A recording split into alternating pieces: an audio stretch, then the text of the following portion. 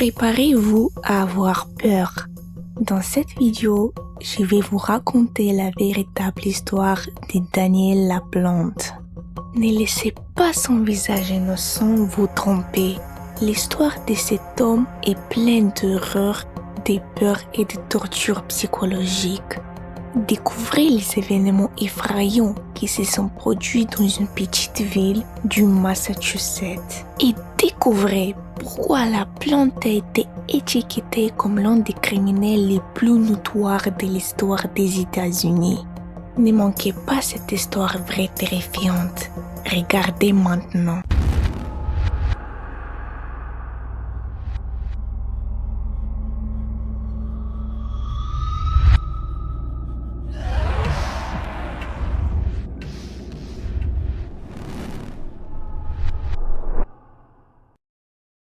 En 1986, la famille Andrews, composée de Brian Andrews et de ses deux filles, Annie, 15 ans, et Jessica, 18 ans, a vécu une expérience épouvantable. Des phénomènes paranormaux ont soudainement été découverts dans la maison, ce qui a plongé les deux filles dans la peur pendant longtemps. Au début, Brian était sceptique jusqu'à ce qu'il tombe nez à nez avec l'homme qui avait tout manigancé. Non seulement l'auteur des faits a tenté d'effrayer le père des jeunes filles en se présentant à lui une hache à la main, mais il a réussi à vivre pendant 2 mois entiers entre les murs de sa maison. L'instigateur des événements s'appelle Danny Laplante. Danny est né le 15 mai 1970 à Townsend, dans le Massachusetts, dans le comté de Middlesex.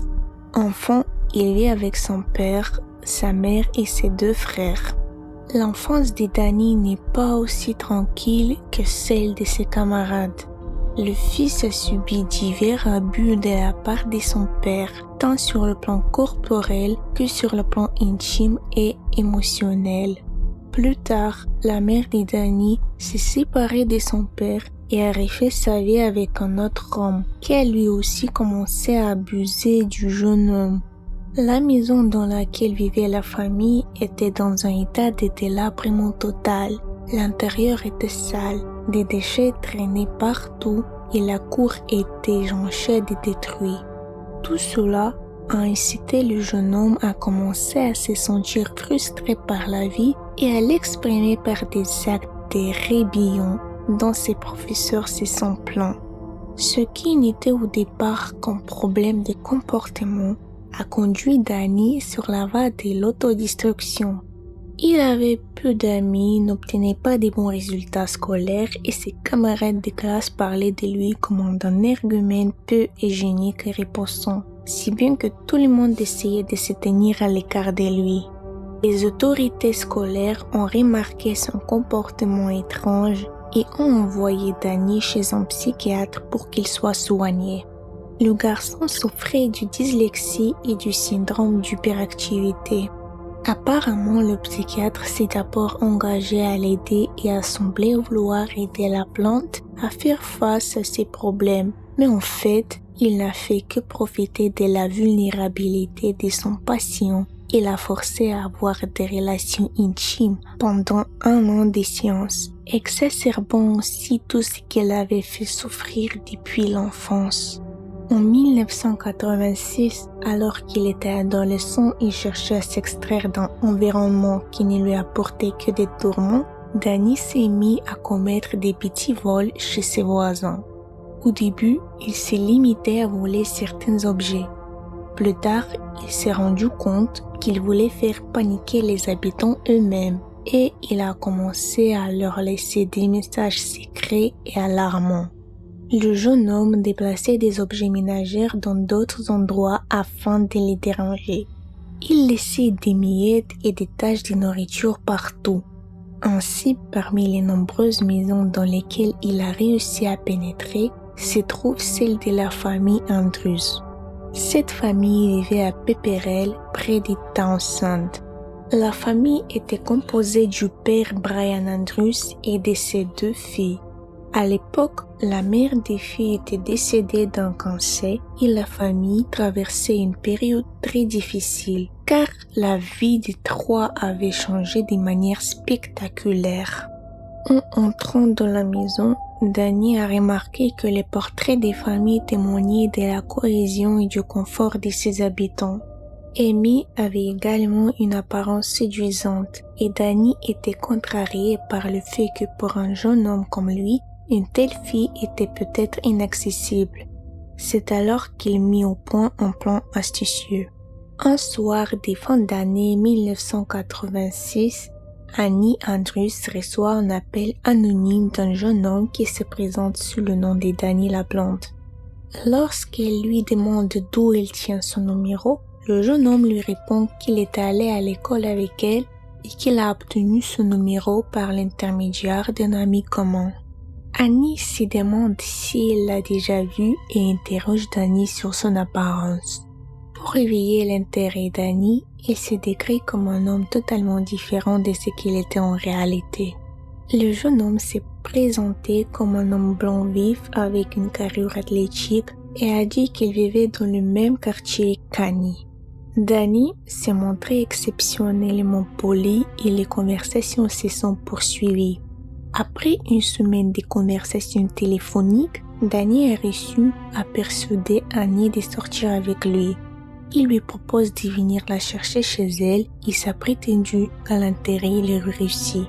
Pourtant, lorsque la soirée tant attendue arriva, Danny n'avait pas pris la peine de soigner son apparence. Aussi, lorsqu'il sonna à la porte de la maison des Andrews, Annie, qui ouvrit, fut choquée de constater que le jeune homme à qui elle parlait était l'exact opposé de ce qu'il avait décrit. Au lieu du blond athlétique auquel elle s'attendait, il y avait un maigre aux cheveux noirs et gras. Son visage est constellé de points noirs et ses yeux vont d'un côté à l'autre. Malgré cela, Annie avait l'impression qu'au fond de lui, il était toujours le charmant garçon à qui elle avait parlé au téléphone. Et elle décida donc de lui donner une chance. Annie lui a raconté la mort récente de sa mère, atteinte d'un cancer, mais la plante n'a pas cherché à la réconforter. Il lui a plutôt posé des questions gênantes sur l'apparence de sa mère après sa mort et sur ce que c'était que de voir la mort de près. Il lui a également demandé à quel point sa mère avait souffert peu avant sa mort. La conversation était si éloignée de la normale qu'elle ne rappelait en rien à Annie les appels téléphoniques du soir. Après avoir passé un peu plus d'une heure avec lui, Annie s'est excusée en disant que sa sœur l'attendait et s'est dépêchée de rentrer chez elle. Annie a trouvé ce rendez-vous exceptionnellement étrange. Elle n'a jamais vu quelqu'un s'intéresser autant à la mort de sa mère. Les questions du jeune homme étaient directes et ne respectaient pas la douleur qu'elle et sa famille avaient endurée pendant cette période difficile. Cela a profondément attristé Annie. La jeune fille a fait part de sa tristesse à sa sœur, lui disant que sa mère lui manquait beaucoup et qu'elle souhaitait plus que tout lui parler à nouveau. Un soir, Annie et sa sœur tentent de contacter leur défunte mère. Elles se sont retirées dans la cave et sans grand espoir que les rituels fonctionnent, elles se sont mises au travail. Mais en vain, apprenant que son père était rentré du travail, les sœurs ont caché la planche et sont retournées dans leur chambre. Après minuit, Jessica et Annie entendent plusieurs coups frappés sur les murs de leur chambre, ce qui les réveille.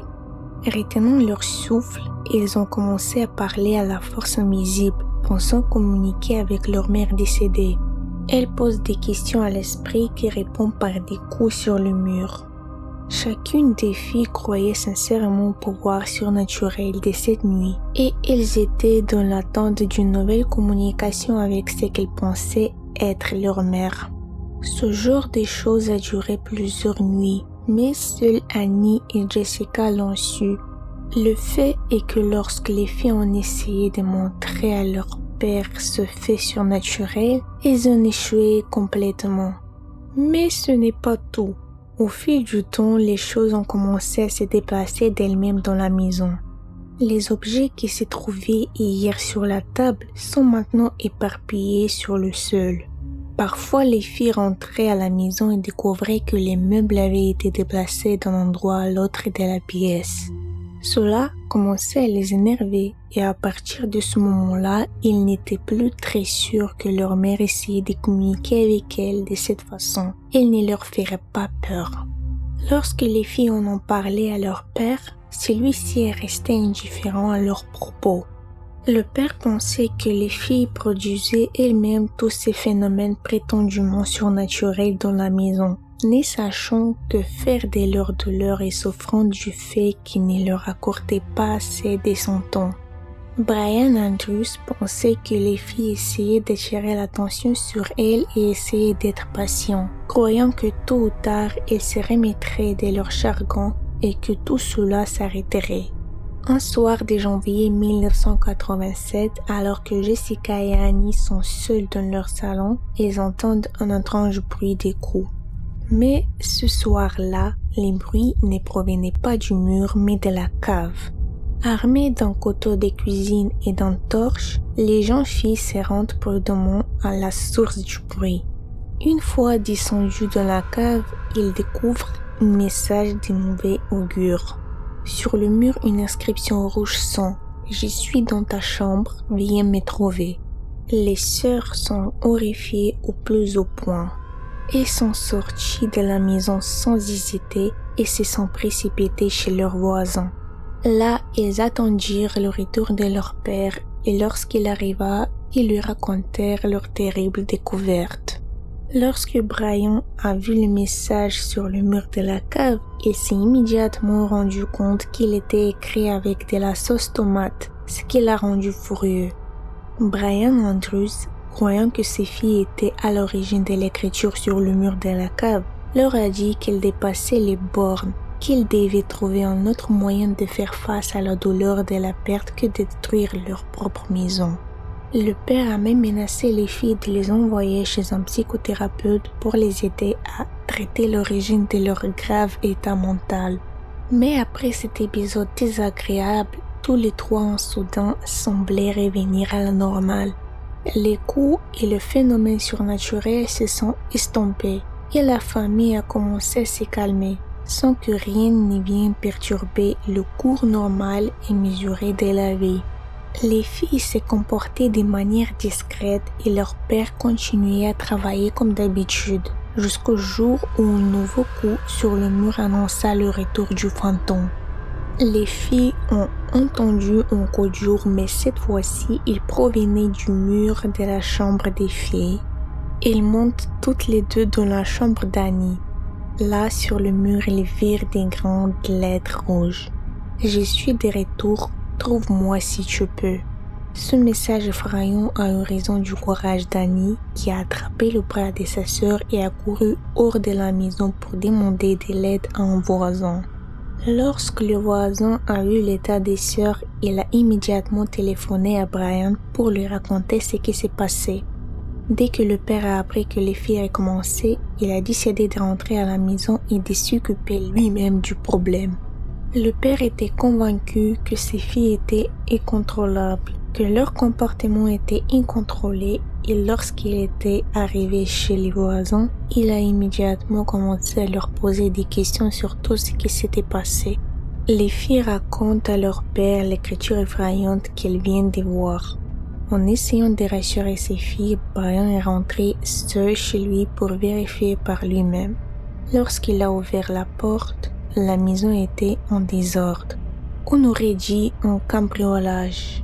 Quelqu'un avait jeté tous les vêtements et autres objets des tiroirs et des armoires sur le sol, et l'homme dut admettre que ses filles n'étaient pas capables d'une telle chose. Lorsqu'il se rend dans la chambre d'Annie, il trouve le même message adressé à ses deux filles. Mais il y avait aussi un nouveau message qui disait « Épousez-moi ». L'écriture laisse Brian perplexe. Il n'a aucun sens pour lui, mais l'homme sent alors un frisson lui parcourir l'échine. Dès qu'il s'est retourné, il a vu quelque chose qui lui a donné froid dans le dos. Un jeune homme s'est tenu dans le coin. Il portait la robe de mariée de la défunte femme de Brian et une perruque légère, mais il avait autre chose. Il tenait une hache dans sa main. Malgré le choc, Brian savait qu'il ne s'agissait pas d'un fantôme. Le propriétaire a poursuivi l'intruse jusqu'à ce qu'elle soit hors de vue. Puis, il a immédiatement appelé la police, dont les enquêteurs ont fouillé la maison de fond en comble. Dans la chambre d'Annie, ils ont découvert un endroit secret derrière une armoire dans le mur. Il y avait là une petite porte qui donnait sur une sorte de souterrain ou d'espace creux entre les murs de la maison, dans lequel on pouvait naviguer. Lorsque le policier pénètre dans cet espace, il trouve Daniel Laplante assis dans un coin réduit à l'état des masses. Le jeune homme est arrêté. Après que Brian l'a reconnu comme étant le jeune homme déguisé qu'il avait menacé avec une hache, Annie a également décidé d'avouer à tout le monde qu'il s'agissait de sa connaissance. La jeune fille a raconté à son père le mauvais rendez-vous qu'elle avait eu quelques mois auparavant. Danny a été emmené par la police et lorsque l'endroit où il s'est caché pour effrayer ses sœurs a été examiné, on a trouvé un sac de couchage, des vêtements appartenant à son père et à ses filles et des restes de nourriture. Mais la découverte la plus importante et la plus tremblante a été le fait que la pièce cachée permettait d'accéder à toutes les pièces de la maison. En d'autres termes, Danny pouvait se promener dans la maison sans entrave, tout en restant indétectable.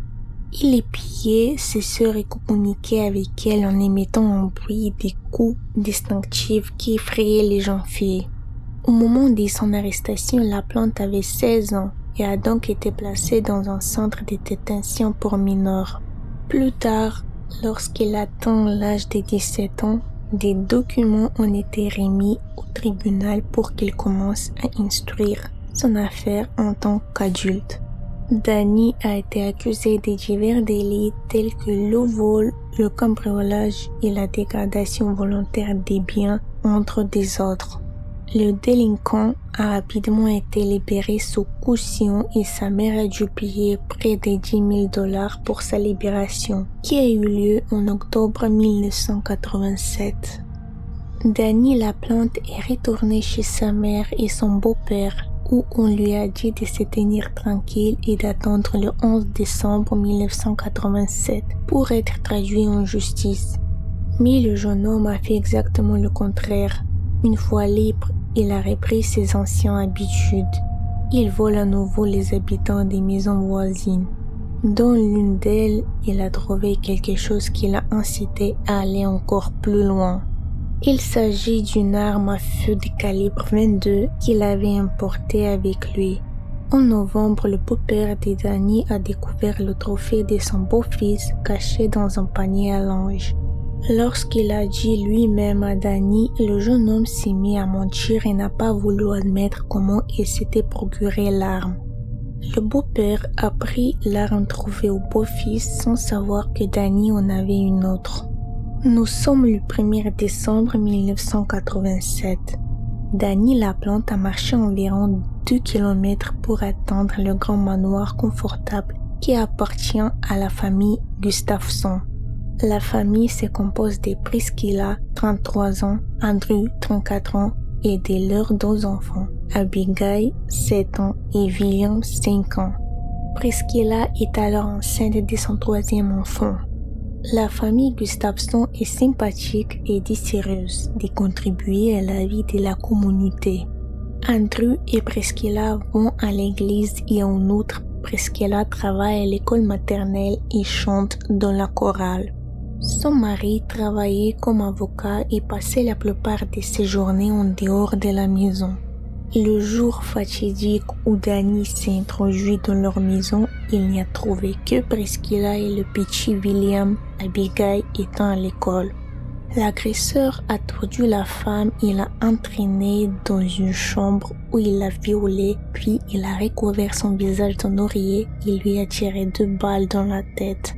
Danny a ainsi réussi à étouffer le bruit des coups de feu. Il s'est ensuite dirigé vers William, l'a descendu de l'entonnoir rempli du 1er étage et a commencé à le noyer jusqu'à ce qu'il n'y respire plus. Peu après qu'Abigail soit descendue du bus scolaire et soit rentrée chez elle, elle a également été rencontrée par le criminel violent qui l'a immédiatement attrapée, l'a transportée dans la baignoire du rez-de-chaussée et n'a pas perdu de temps pour la noyer de la même manière que son jeune frère. Lorsque Andrew est arrivé en voiture à la maison, il était environ 18 heures. L'homme a remarqué que l'intérieur était inhabituellement calme, que les enfants n'y jouaient pas comme d'habitude et que, pour une raison ou une autre, sa femme ne l'avait pas rejoint dans le couloir. Lorsqu'Andrew a appelé Priscilla, il n'y a pas eu de réponse. Alors il est monté dans la chambre et a vu une scène horrible. Priscilla était allongée dans une position non naturelle, ne montrant aucun signe de vie et il y avait des taches de sang partout. Andrew a immédiatement appelé la police sans même avoir le temps de chercher ses enfants dans la maison. L'état de choc dans lequel les enquêteurs l'ont trouvé l'a empêché d'avoir les idées claires. Lorsque la police a fouillé la maison, elle a trouvé les corps des enfants. Parmi les indices, on trouve 2 douilles d'un pistolet de calibre 22, des cheveux de l'auteur sur le lit et sur le corps de Priscilla, une canette de bière ouverte et des empreintes de chaussures à l'entrée de la maison. La plante fait partie des suspects alors qu'il vient de bénéficier d'une libération conditionnelle. Le fait est que le jeune homme habitait à proximité du lieu où se sont déroulés les malheureux événements. De plus, l'une de ses caractéristiques était de s'introduire facilement dans les maisons voisines. Pendant que les enquêteurs recherchaient Danny Laplante, celui-ci se trouvait à la bibliothèque municipale. Lorsqu'on lui a demandé ce qu'il faisait ce jour-là, le 1er décembre, le jeune homme a répondu qu'il était à une fête des familles, une fête d'anniversaire pour être exact. Il a nié être au courant du crime commis contre la famille Gustafsson et a regretté ce qui s'était passé. Les policiers ont semblé le croire. Mais les enquêteurs se sont ensuite rendus au domicile de Danny pour lui poser d'autres questions et lui montrer le mandat de perquisition qu'ils avaient délivré. Danny était assis sous le porche de sa maison, mais dès qu'il a vu la voiture de police, il a compris qu'ils étaient après lui. Il s'est donc enfui et s'est caché dans les bois. Ce geste du jeune homme a permis aux enquêteurs de confirmer leurs soupçons. Ils ont donc perquisitionné la maison de Laplante. Ils y trouvent une paire de chaussures dont les semelles correspondent aux empreintes des pas relevées près de la maison Gustafsson. Ils ont également trouvé des gants mouillés avec lesquels l'auteur a probablement mis fin au jour des 2 mineurs. Une chaussette tachée de salive qu'elle a probablement utilisée pour bâillonner Priscilla, une douille de calibre 22 très similaire à celle retrouvée sur les lieux et un téléphone sans fil volé au domicile de Gustafsson.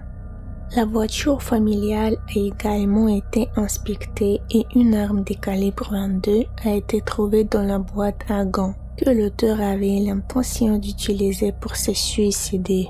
La police a immédiatement fait appel à des renforts pour rechercher Daniel Laplante, principal suspect du crime commis contre la fille Gustafsson. Plus de 50 agents de police se sont consacrés à la recherche. Soutenus par des hélicoptères et des chiens d'assistance, ils ont fouillé les bois de fond en comble et c'est un appel d'urgence qui a été le plus utile. L'appelante a déclaré que le suspect l'avait menacée avec une arme et l'avait forcée à la prendre dans son camion, mais qu'elle avait heureusement réussi à s'échapper. Les enquêteurs connaissent désormais le modèle du véhicule utilisé par Laplante pour échapper à la poursuite. En cours de route, le jeune homme a commis plusieurs autres vols et a laissé sans le savoir des témoins sur place qui l'ont dénoncé à la police.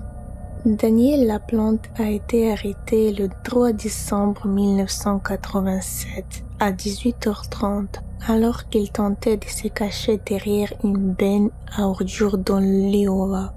Au moment de son arrestation, il était en possession d'une arme qu'il a utilisée pour commettre un certain nombre de crimes alors qu'il était déjà en fuite.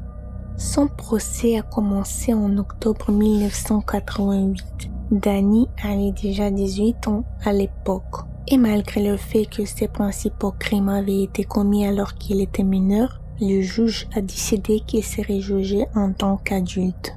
LaPlante n'a pas plaidé coupable malgré les preuves à son encontre.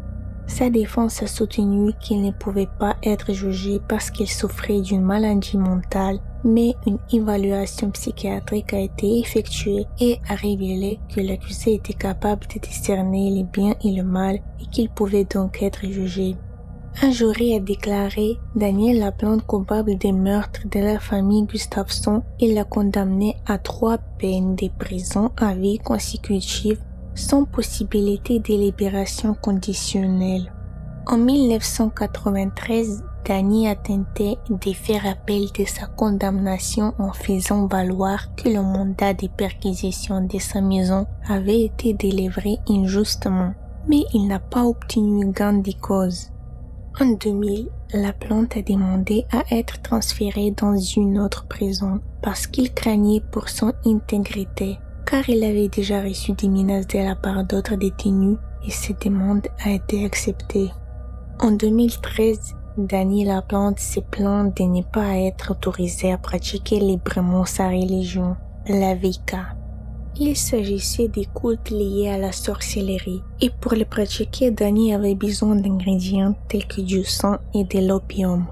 En 2017, le prisonnier a fait appel pour obtenir une réduction des peines, ses arguments étant qu'il avait moins de 18 ans au moment des faits et que les mineurs ne peuvent être condamnés à la réclusion à perpétuité sans possibilité de libération conditionnelle.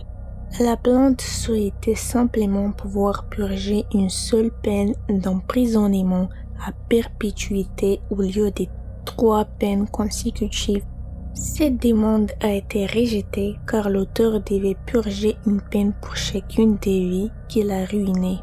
Son discours devant le juge a été le suivant. Il n'y a pas de mots pour décrire ce que je fais. J'ai tué 3 innocents.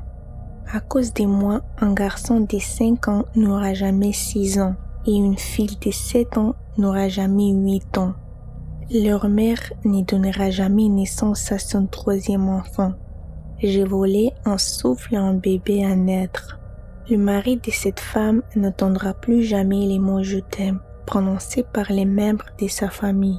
Je suis sincèrement désolé pour le chagrin que j'ai causé et ces remords viennent de mon essence même, de mon cœur tout entier.